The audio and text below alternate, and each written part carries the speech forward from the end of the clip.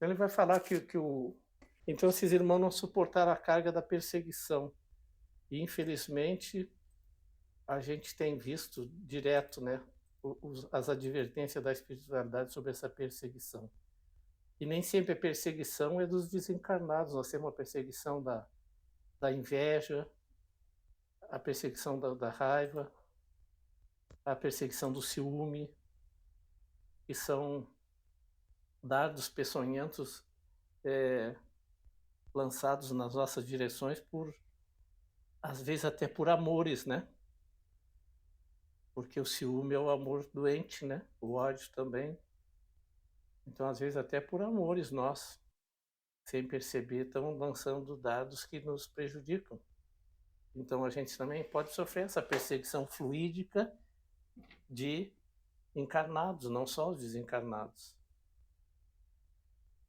Ele coloca ali: a verdade é que os internos daquele nosocomio haviam recebido, olha a palavra que ele usou, demasiadamente. Ou seja, vai e nós vamos contigo, estamos distantes, mas presentes ao teu lado, vibrando junto. Por todos nós, né? Ninguém está desamparado. A gente está aqui reunido e nós todos estamos amparados.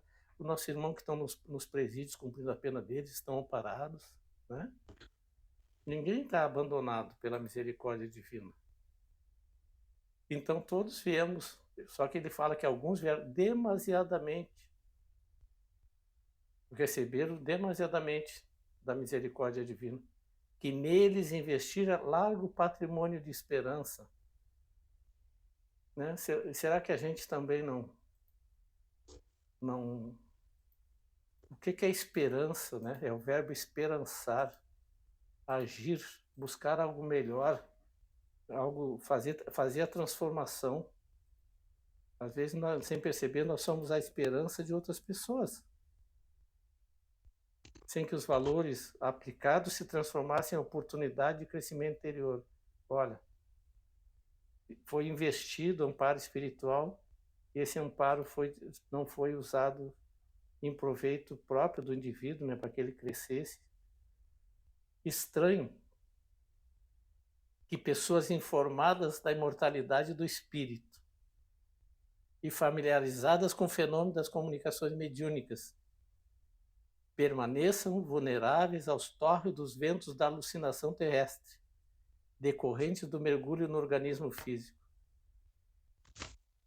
Outro dia, num outro grupo de estudo, a gente conversava a respeito disso.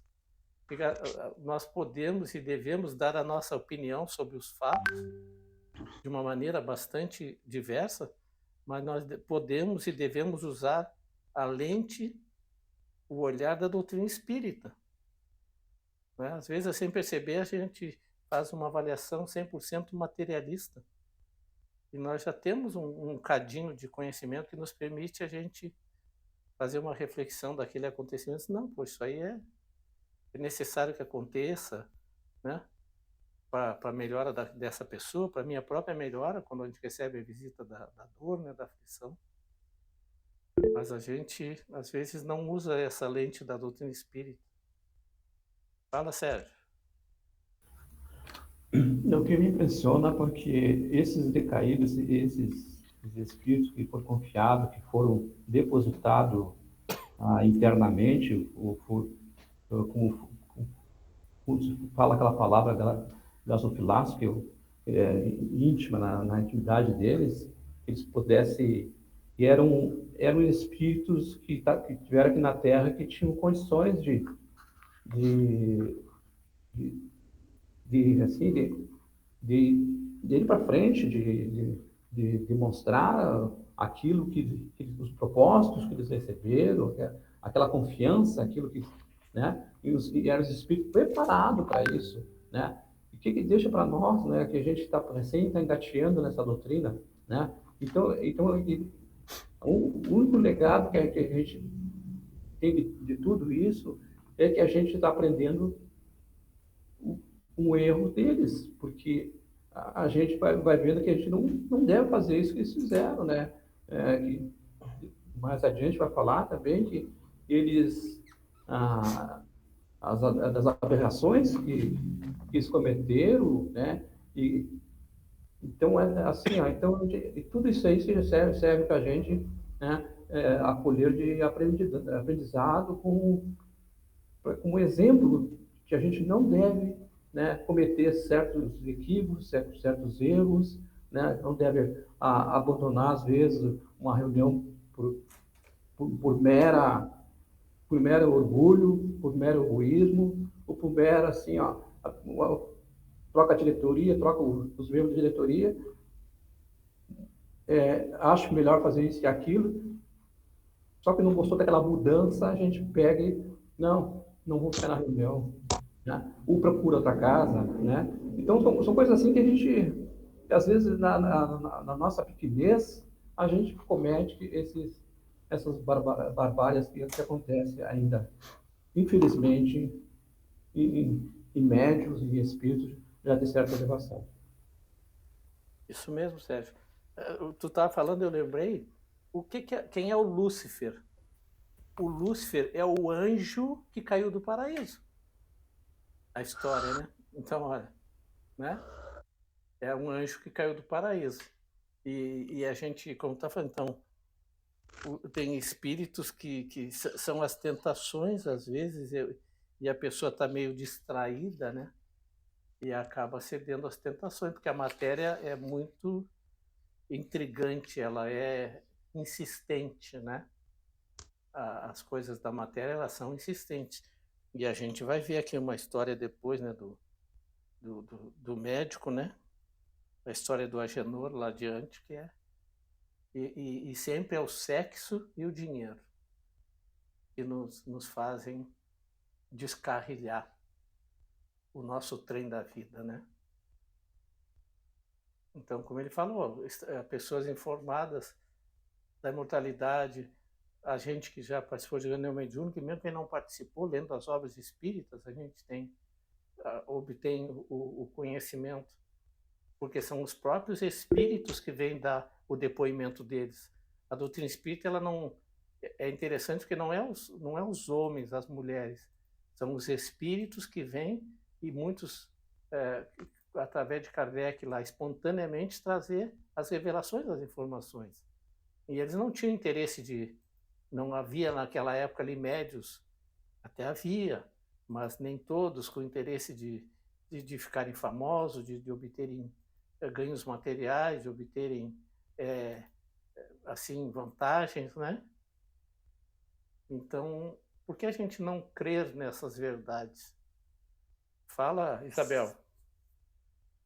Só para. É que eu não peguei bem aquela parte ali que quando o senhor falou que os Lúcifer é o anjo decaído do céu, né? E O quase anjo sempre. caiu do paraíso, né? E quase Sim, sempre por socorre que não? por. Por que, Isabel? Isabel, por quê? Porque Deus não cria demônios. Deus não cria Sim, indivíduos maus, né? sim, claro, O ser mal é opção minha, mas sim, Deus me criou para ser sucesso, para ser luz, sim, né? sim. Então, O mal não existe, né? O mal é a é ausência do a bem, ausência do como bem, diz. assim como a escuridão é a ausência da luz, né? Isso. Mas o que eu ia lhe perguntar, quando o senhor falou ali, é sempre ou quase sempre é por motivo de dinheiro ou de sexo? Sempre ou quase sempre? A gente vai ver que as obras têm nos mostrado isso, o Manuel Flamengo nos mostrado, né? Poder, dinheiro e sexo, a perdição, né? E Sim, aí a gente vai ver no Evangelho segundo o Espiritismo, quando os Espíritos nos explicam sobre a prova da riqueza. Ela é uma prova mais perigosa do que a prova da miséria, porque a prova da riqueza estimula nos indivíduos que estão transitando sobre nessa dimensão existencial, estimula essas ambições, né? Estimula o orgulho, o egoísmo, né? A vaidade. Então, o próprio Evangelho fala lá sobre a prova da riqueza de ser tão perigosa, né? E nessas obras do Manuel Flamengo Miranda, a gente tem acompanhado, já em outras que a gente viu, ali do nosso irmão Eduardo, né? Acho que foi no livro Perturbação Espiritual, que era um dirigente espírita que seduziu a moça que foi fazer um atendimento fraterno, acabou engravidando a moça dentro da própria casa espírita, olha só, né? E aí a gente diz, mas se a casa espírita é um ambiente preservado, então era a índole do indivíduo que não era boa, não é? E mesmo assim ele num ambiente preservado pela espiritualidade, ele deixou que aflorasse a índole negativa dele, índole que é fardo de outras vidas, né? Índole que é fardo de outras vidas, são instintos não dominados, não educados, né? Que nós trazemos de outras existências. Sem perceber, a gente tem muito desses instintos ainda ocultos e a gente tem que saber lidar com aquela história. Quando o leão quiser rugir dentro de nós, nós temos que acalmar esse leão, né? E deixar que o cordeirinho prevaleça, né? Então ele fala que essas pessoas com conhecimento espírita, a gente está vendo aqui, acabam resvalando e caindo, né, nas armadilhas da vida. Olha interessante que ele vai falar. Superados os primeiros períodos do entusiasmo. A gente entra na casa espírita e às vezes a gente fica cego com essa luz, né? E a gente sai, às vezes, querendo que todo mundo se torne espírita e só vai falar naquilo. O entusiasmo com a constatação da imortalidade e com a possibilidade da troca de informações, né, com o mundo espiritual. Os indivíduos que estão sempre à caça de novidades, com as exceções compreensíveis, adentram-se na rotina. Olha que interessante isso aqui. Outro dia a gente conversou sobre isso. Não sei se foi aqui, foi lá no Consolador, sabe? Já em seguida te passo, Fernando.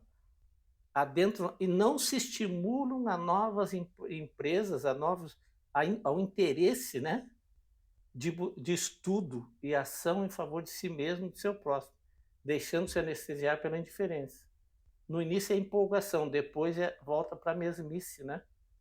E um exemplo, toda casa espírita tem o trabalho social, mas nem todos querem participar do trabalho social. Fala, Fernando.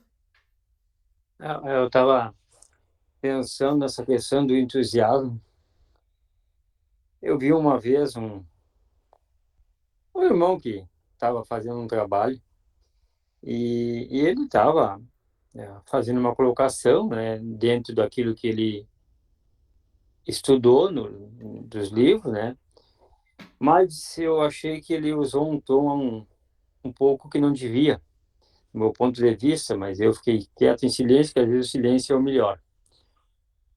Que se os irmãos que estivessem ali ouvindo aquilo que estava escrito no livro, dentro do entendimento dele, não fizessem, sabiam que todos eles iam arcar com as suas consequências e ir para o umbral. Eu acho que a gente... aí que vem essa questão de não se vislumbrar demais e achar que soubemos todos. E muitas vezes nós temos... O melhor estudo que existe, no meu ponto de vista humilde, é estudar a mim mesmo. É buscar todo o conhecimento e estudar a mim mesmo.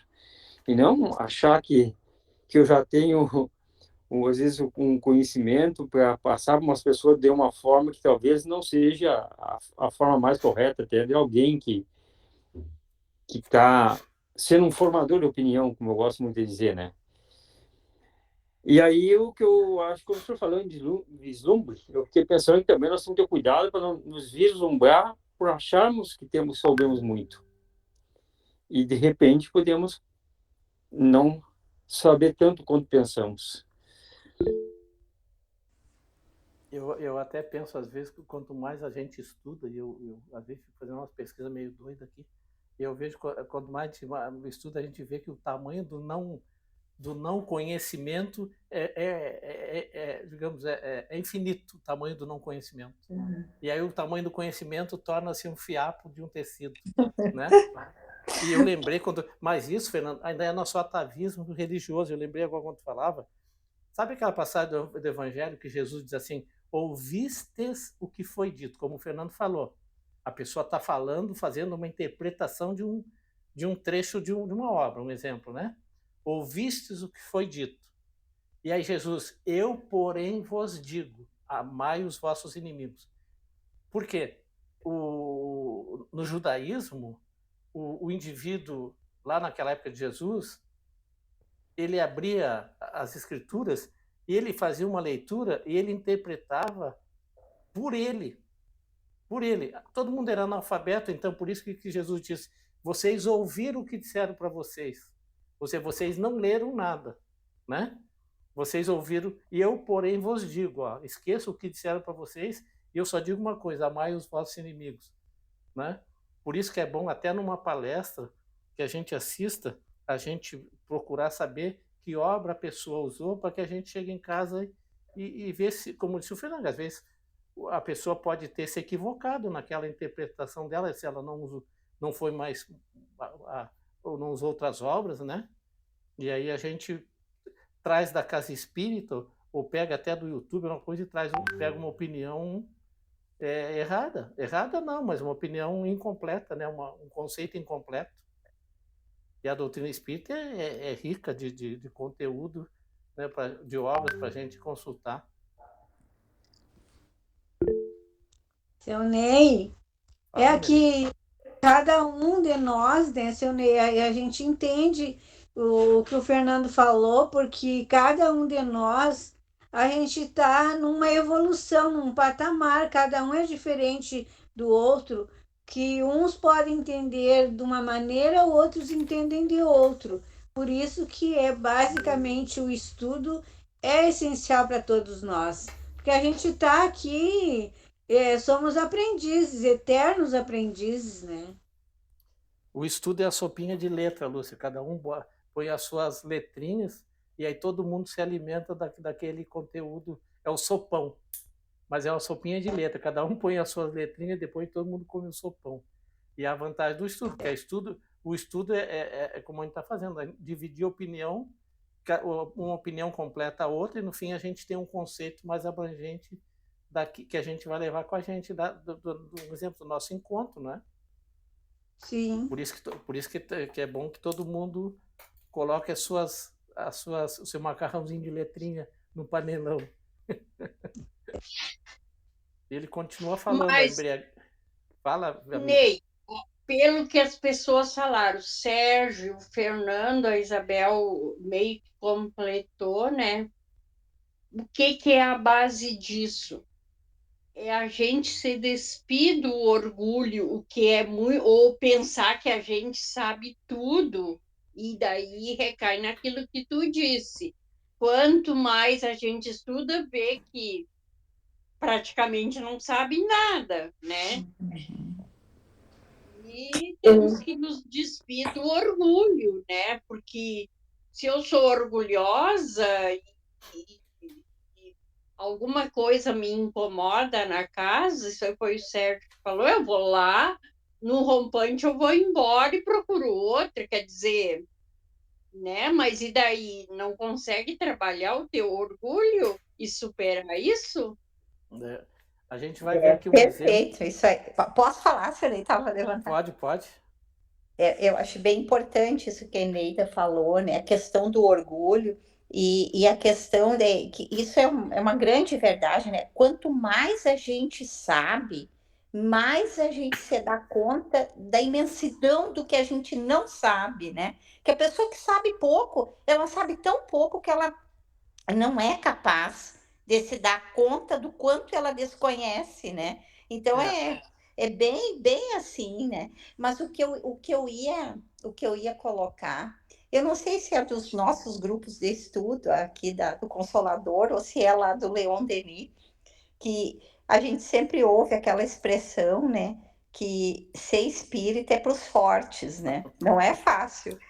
E realmente, agora domingo, quando a gente estava fazendo o evangelho, eu e meu marido, e a gente estava conversando, né, sobre o que a gente leu, e daí até a gente comentou, né, puxa, quando a gente, na igreja na católica, né, o que deu certa forma, né, numa interpretação muito muito pobre, né? O que que bastaria? Você ir na missa, você procurar fazer assim a caridade naquilo que te sobra, né?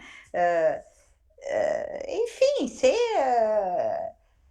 Mas assim, ó, na doutrina espírita a gente se dá conta que é muito mais, mas é muito mais do que isso. A vigilância que a gente tem que ter sobre nós mesmos, sobre os nossos pensamentos, sobre tudo, né? Então é para os fortes, realmente, não é fácil. É uma caminhada. Olha, se eu olhei, às vezes eu tenho medo de fraquejar. Eu digo, não, mas eu não posso, né? Temos que continuar lutando com esse egoísmo, com esse Isso aí orgulho. que a Isabel falou, Isabel, hoje de tarde eu estava refletindo bem sobre isso.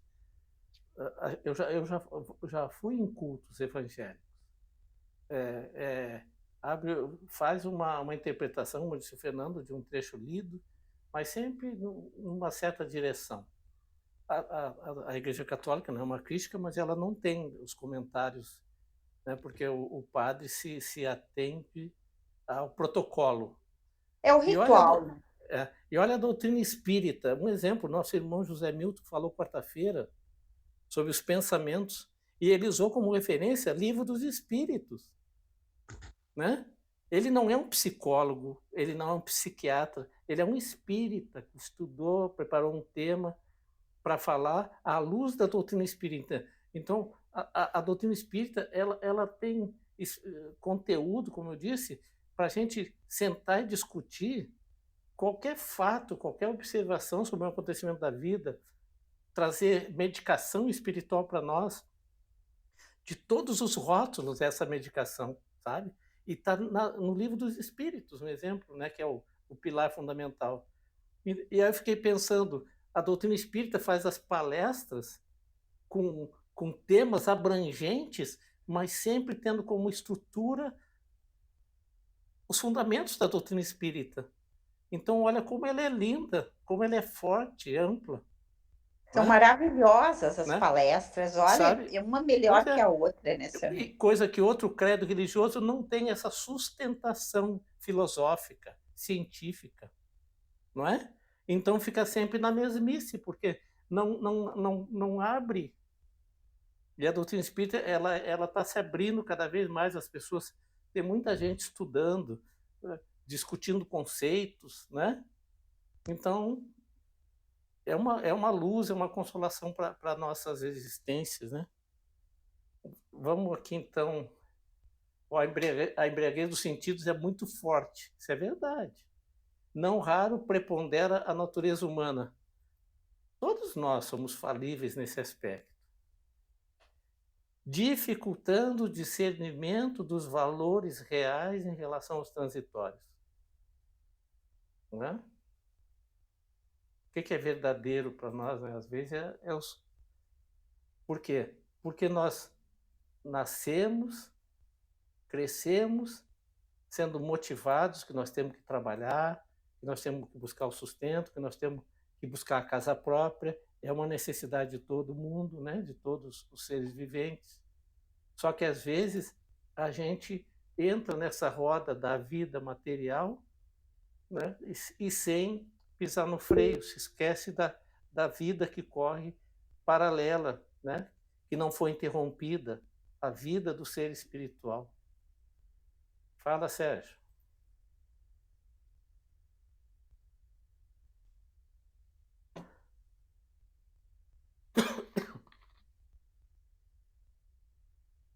Liga o microfone. Liga o microfone, Sérgio. E volta o disco lá para o início. Volta a música. Desculpa, eu me perdi. Essa vida real ela é bem séria, porque que a gente não deve deixar o tempo passar em brancas nuvens. Nós temos que buscar sempre viver o presente e entender do pretérito, entender do futuro, né? Porque para que a mente da gente ela não fique parada num tempo só.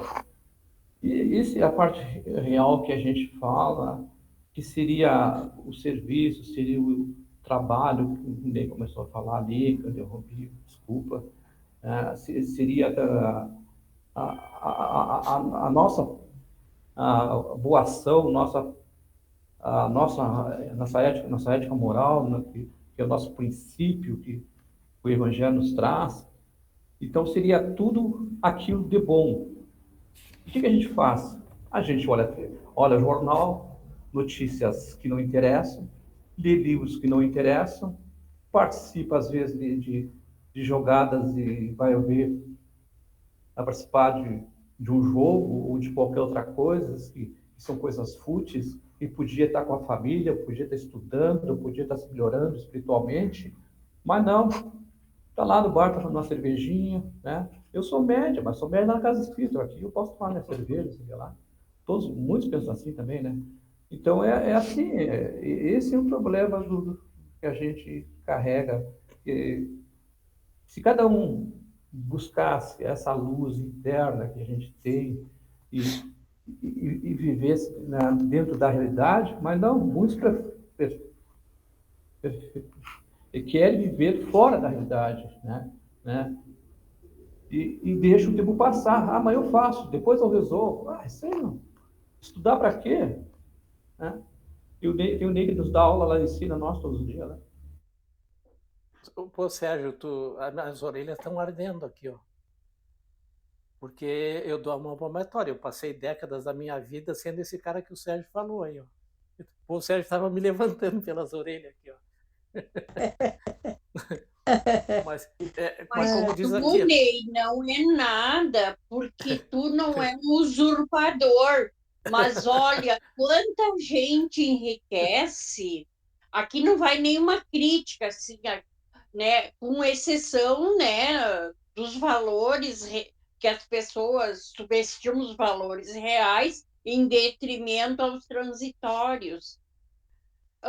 Quantas pessoas usurpam a força de trabalho de um trabalhador pagando um salário irrisório, por quê? Porque querem enriquecer. Se nós formos pensar nessas 6 vidas que foram ceifadas agora no fundo do mar, 1.200.000 para eles é coisinha de nada. Mas se tu for solicitar um aumento de trabalho na tua força de trabalho, um aumento de salário, vai ganhar? Claro que não, entendeu?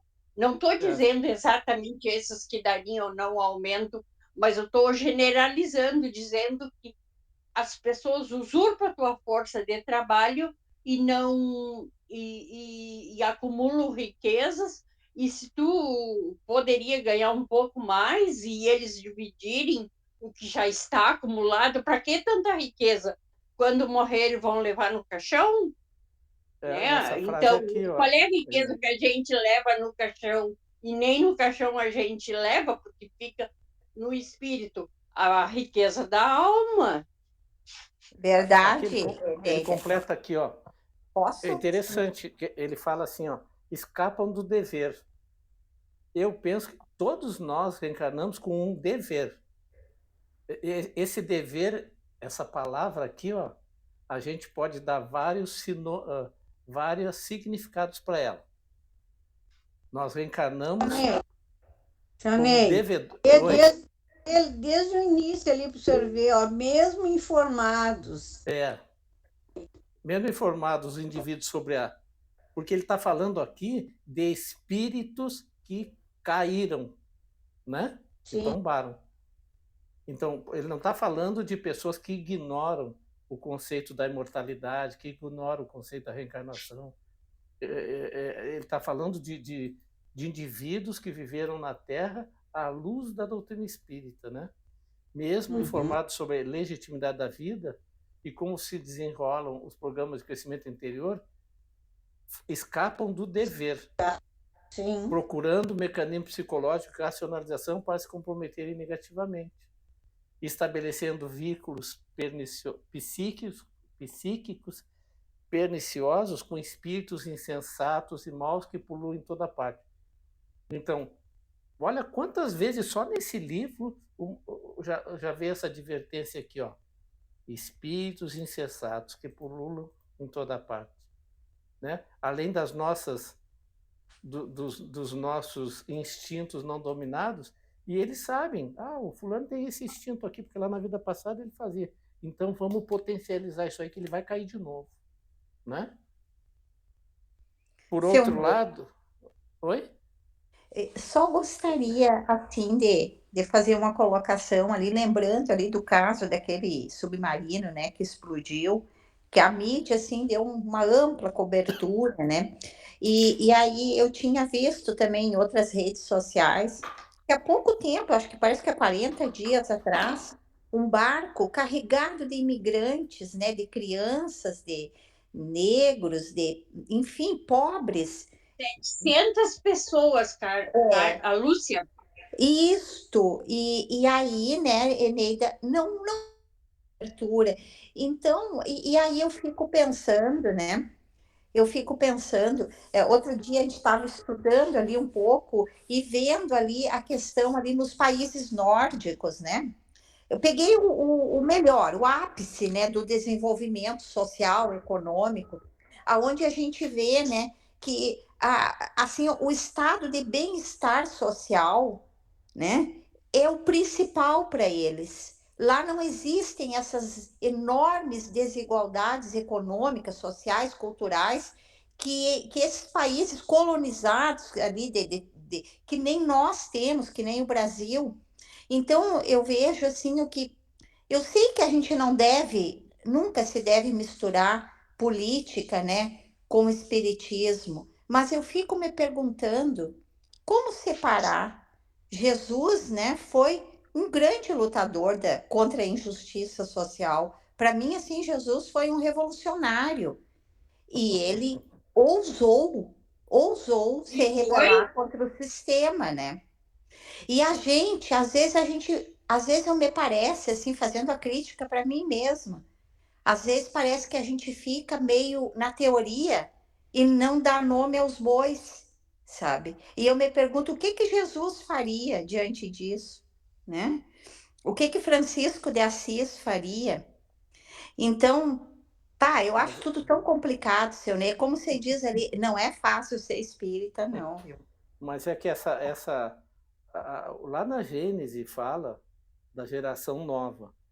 A gente pensa às vezes que essa transformação da humanidade vai. A gente tem que botar sabendo a transformação da humanidade ocorre pela substituição da humanidade, sabe? Morre uma humanidade, desencarna e vem outra que vão substituindo, vão se colocando nos locais daqueles que partiram e esses que vêm são mais dotados de estirpe moral, em especial, e vão substituindo esses indivíduos, um exemplo, que valorizam as coisas materiais, que valorizam o poder. E quanto aos nossos irmãos que desencarnaram, os imigrantes, né? Infelizmente são miseráveis. O miserável, ele vive, a gente teve mais uma confirmação, e compete a nós, que o miserável vive à margem. Está ali um exemplo, o miserável vive à margem.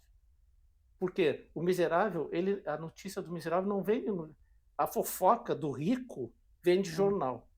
Eles são Né? invisíveis. A fofoca do pobre não vem de jornal.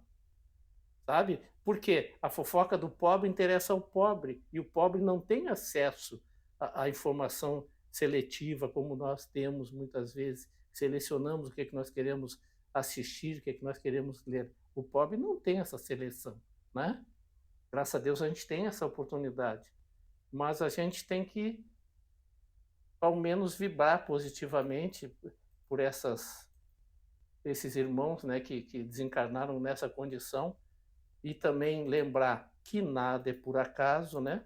Mas então que se não houve o acaso ali, que eles possam então gozar do socorro até imediato dos benfeitores espirituais nesse caso. E o inverso a gente vai ver que talvez não aconteça. Esses irmãos que pagaram fortuna por uma aventura, literalmente uma aventura desnecessária, não é? Desnecessária. Então, podem ter partido numa situação espiritual calamitosa, que também merecem e vão precisar das nossas preces, né? A gente, Com certeza. né? Seu Ney, e o importante é que o que diria, como diz a Carmen Jesus, é que Jesus já veio nos dar o exemplo de humildade, de amor, de perdão, né? E ele já trouxe esse exemplo, cabe a nós seguir o exemplo de Jesus, né? Olha, 2 frases que tem aqui, ó. O livro vai nos surpreender para completar a nossa discussão, que está bem interessante. Sim. Não disciplinados na escola do sacrifício. Vamos considerar essas pessoas que não conhecem a doutrina espírita, né? Mas nós temos instintivamente, no nosso íntimo, a consciência que nos adverte que nós somos imorríveis. Sim. Nós somos imortais, né? Sejamos espírita ou não espírita, não importa. Não disciplinar na escola do sacrifício, a perseverar nos ideais do engrandecimento humano, quando defrontados pelos problemas e desafios que são naturais. Ó. Problema e desafio faz parte da vida, né? São naturais em todos os empreendimentos. Passam a demonstrar mau humor e desconfiança.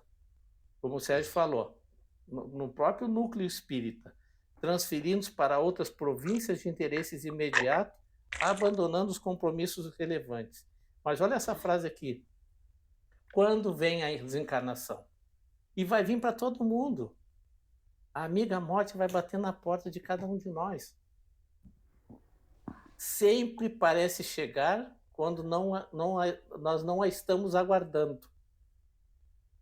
Quando lhe sucede a desencarnação, porém, que sempre parece chegar, quando não se a está aguardando, as tentativas de recomeço e reparação apresentam-se tardiamente. E os conflitos assomam agora em forma de remorsos inúteis, que mais estreitam as amarras com seus comensais criminosos. Por que remorsos inúteis? O que adianta depois que eu morrer? Eu vou me arrepender, mas o ideal é que eu me arrependa agora e mude, né? Por isso que ele aí diz, a resposta, né? É assim, é dar meia volta, né? E mude agora, né? Porque ele fala aqui, ó. Aí vem esse remorso inútil, lá no plano espiritual. Aí o indivíduo se é pequena, entra numa espécie de estresse, o espírito entra numa espécie de estresse. Eu vou dizer para vocês, pessoal, o espírito foi Santos Dumont, quando morreu na Terra, ele passou por isso aqui e ele entrou, ele se amofinou e entrou na condição de espírito ovoide. Este que nós dizemos herói. Ele fez uma reflexão da vida dele, da proposta que ele tinha. Tá? Ele foi Marco Polo. Ele foi Marco Polo também na Terra. Uhum. E ele entra numa depressão espiritual instantânea e foi se diminuindo e entrou na condição de espírito ovoide. O Santos Dumont, que nós conhecemos aqui como Santos Dumont. Ou seja, ele entrou nesse remorso e esse remorso facilita que tu te torne presa fácil dos inimigos. Inimigos não, daqueles que vibram igual a ti, lá, né? que te usam no mundo espiritual, esses comensais criminosos. Né? Seu Ney. Então, olha o quanto a gente tem que partir de consciência em paz. Amiga. Verdade. Outro dia eu estava fazendo o evangelho, que eu estava fazendo sozinha, né, o evangelho, e assim me parece que às vezes há uma tendência, assim, por exemplo, da gente pensar a pessoa, por exemplo, que não tem o que comer hoje, que está passando fome, né? É decorrência do que ela deva ter feito em outras encarnações, né? Então, ela está tendo, né, a expiação necessária agora para ela evoluir. Mas, por outro lado, também nesse evangelho que eu estava fazendo, eu li também que independente, né, independente do que a pessoa tenha feito, a caridade deve ser feita por todos, em todas as formas para essa pessoa, independente dela merecer ou não, porque daí é prova para mim, né? Eu deixar de fazer, é eu que vou me prejudicar, né? Então eu acho assim muito, é muito, como é que eu não sei se eu me fiz entender. Tem uma passagem do Evangelho, seu Ligar. Conseguir entender, pessoal, meus amigos? Carmen, tem uma passagem do Eu entendi. Evangelho, tem uma É, passagem do Evangelho que fala se um inimigo está em perigo de morte, um criminoso, se pode salvá-lo, salva-o. pois, bem isso aí, acho que eu já fiz essa passagem também, né? Salva-o, né? Porque Uhum. todos nós estamos aqui espiando. Só que eu penso que cada um de nós, dentro do possível, nós somos a almofadinha do ombro do próximo. A cruz ele vai, eu não posso carregar a cruz dele, né? Uhum. Mas de repente os amigos espirituais, até os amigos dele. Porque um exemplo assim, ó, se aquela pessoa está passando fome, já aconteceu família minha, familiares meus, tá? Uhum. E aí, já viram curiosidade? Para alguém na frente naquela rua, um carro com uma cesta básica para doar.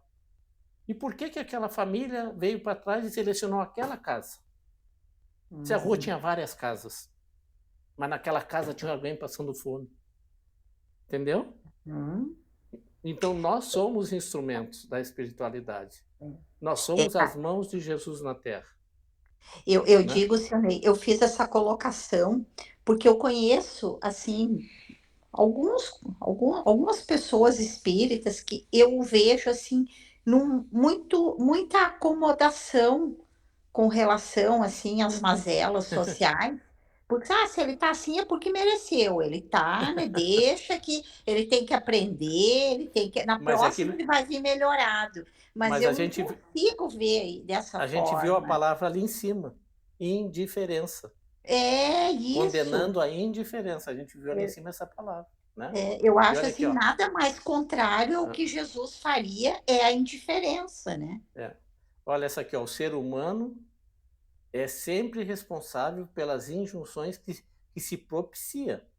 Como a gente estava falando, a pessoa que é avaro, que desperdiça dinheiro, que nega ajuda, as injunções que ele próprio está fazendo gol contra, né? Porque portador de livre-arbítrio e discernimento. Deve optar, deve agir sempre pelo melhor. E o que é o melhor? Aquilo que proporciona equilíbrio real, sem a névoa dos enganos. E uma coisa que a Carmen falou, pessoal, tem aqui nesse livro, no capítulo mais adiante, sobre o bem que a gente faz, né? Do médico que desencarna, mas ele fazia muito bem, então aquilo foi considerado para ele como essa proposta do bem que ele fazia como, digamos, um lenitivo lá no mundo espiritual para seus sofrimentos. Também no livro Nosso Lar, eu vou dizer para vocês que eu acabei de estudar esse capítulo 21, a mãe de Lísias, nós vimos no livro dos Espíritos, né?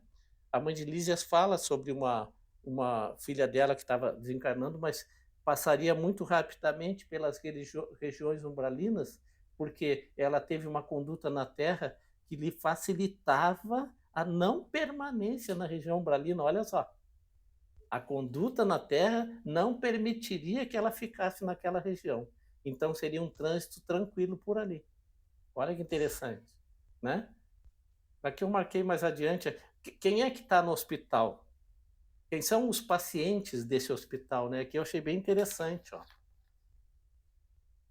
O Manuel Flamengo de Miranda fala que ele já estava no hospital como pesquisador, estudioso, há 2 semanas, de enriquecimento espiritual, quando o doutor Inácio informou que desejava levar ele à enfermaria onde se encontravam os irmãos sonâmbulos.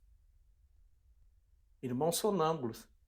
E ele, não me era estranha a situação em que muitos espíritos chegam à erraticidade, olha assim, aqui, pessoal, permanecem por largo tempo anestesiados nos centros da consciência.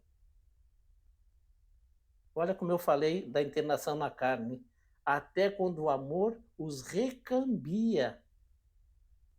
A reencarnação em processos dolorosos de recuperação. Né? A internação na carne. Ou agora faz parte do tratamento desse irmão ele ser internado na vida física. Mas ele vai passar por um processo doloroso lá necessário. Quem são os pacientes suicidas, assassinados, fala aqui, psicopatas, pessoas que haviam sido vítimas de desencarnação violenta e cujo processo de despertamento era difícil em razão da circunstância que os arrebataram do corpo somático. Então, esses indivíduos aqui, depois de resgatados, né, ficavam nessa situação de anestesiados por longo tempo, com a consciência anestesiada. Por quê? A nossa consciência que conversa com a gente, né? Que nos condena, que nos absolve, que nos repreende. Não é assim? A minha consciência está aqui comigo, ela não está pendurada ali no cabide, né? Em nenhum momento ela vai ficar pendurada no cabide. É que a gente não ouve ela, e é nela que estão as leis divinas. Por isso que ela nos aconselha, nos repreende, sempre fundamentada no que o Criador deseja da nossa caminhada, né? Então, esse pavilhão, né, é um lugar específico nesse pavilhão, nosso pavilhão, onde se encontram parados inúmeros espíritos, olha só, em estado de hibernação temporária. Né? O urso que hiberna lá no inverno, né? A mente, aí eu refletindo isso aqui, sempre lembrando da palestra do nosso irmão lá de quarta-feira, do Zé Milton. A mente exerce em todos nós, conforme é do nosso conhecimento, um papel preponderante. Olha essa frase. A denominada mente abstrata concebe, e o nominalismo verbal envolve a ideia que passa a ter existência real, tomando forma, facultando-nos identificar pensamentos, coisas, pessoas, assim como intercambiar mensagens. Quando essas formulações possuem conteúdo edificante, saudável e aspirações nobres, olha que legal, transformam-se em paisagens de beleza e de alegria, favorecendo o bem-estar e a tranquilidade naquela criatura que está emitindo o pensamento, naquele que a cultiva. Da mesma forma, quando tende ao primarismo, ao exclusivismo sensorial, particularmente nas áreas do prazer e do mesquinho, igualmente se convertem em províncias de gozo rápido e sombrio, envoltas em névoa insana, na qual se vitalizam arquétipos grosseiros e princípios espirituais em transição evolutiva. Isso aqui poderíamos dizer larvas. Princípio espiritual, meus amigos, não são espíritos, né? Princípio espiritual é o que está, digamos, no reino vegetal, está no reino animal.